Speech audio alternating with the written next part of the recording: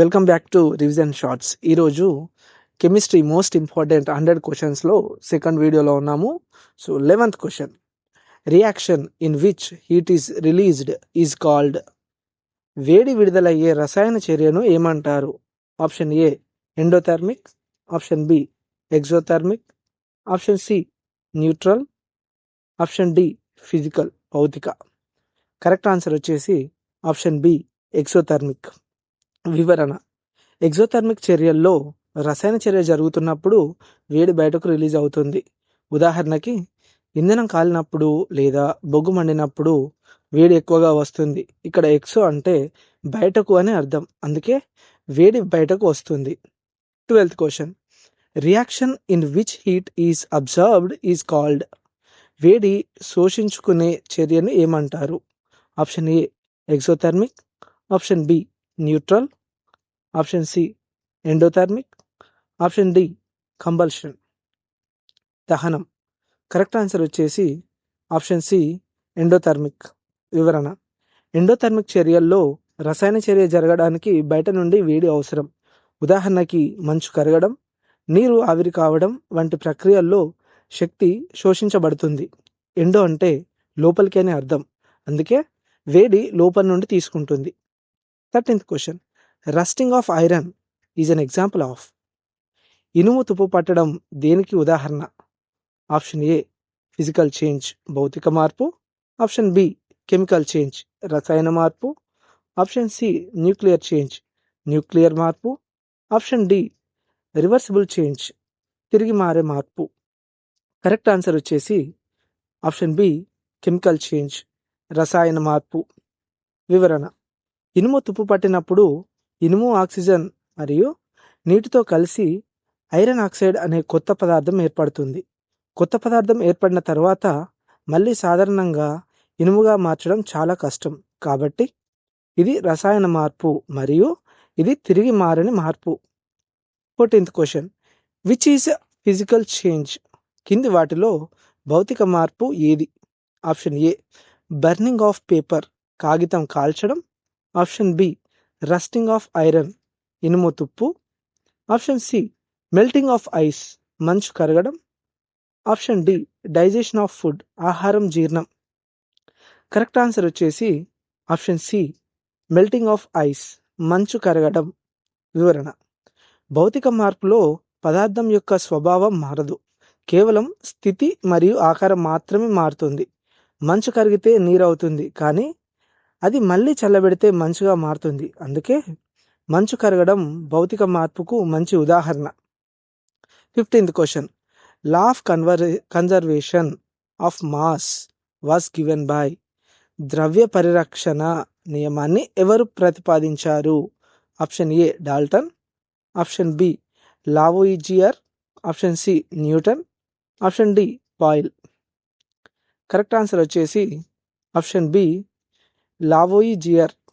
వివరణ: లావోయిజియర్ ప్రతిపాదించిన ద్రవ్య పరిరక్షణ నియమం ప్రకారం రసాయన చర్యల్లో ద్రవ్యం సృష్టించబడదు, నశించదు. అంటే చర్యకు ముందు రియాక్టెంట్ బరువు ఈజ్ ఈక్వల్ టు తర్వాత ప్రొడక్ట్ మొత్తం బరువు. ఇదే కారణంగా రసాయన సమీకరణాలను బ్యాలెన్స్ చేయాలి. 16th question, mass number is equal to. భారం సంఖ్య దేనికి సమానం?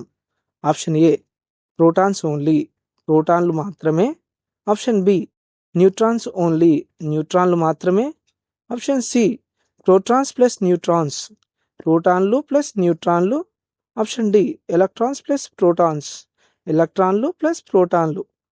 కరెక్ట్ ఆన్సర్ వచ్చేసి option C protons plus neutrons ప్రోటాన్లు ప్లస్ న్యూట్రాన్లు. వివరణ: భారం సంఖ్య అనేది అణుకేంద్రంలో ఉన్న మొత్తం కణాల సంఖ్యను సూచిస్తుంది. అణుకేంద్రంలో ప్రోటాన్లు మరియు న్యూట్రాన్లు మాత్రమే ఉంటాయి, కాబట్టి భారం సంఖ్య ప్రోటాన్లు ప్లస్ న్యూట్రాన్లు. ఎలక్ట్రాన్లు కేంద్రం బయట ఉంటాయి, కాబట్టి భారం సంఖ్యలో లెక్కించరు. 17th question, isotopes have same.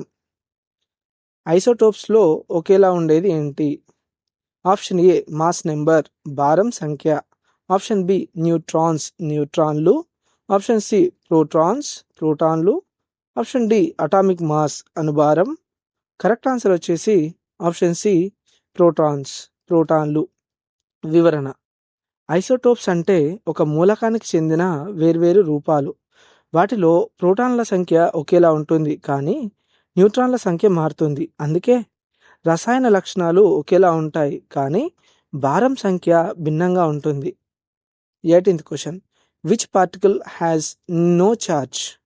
Charge లేని కణం ఏది? Option A electron, option B proton, option C neutron, option D ion.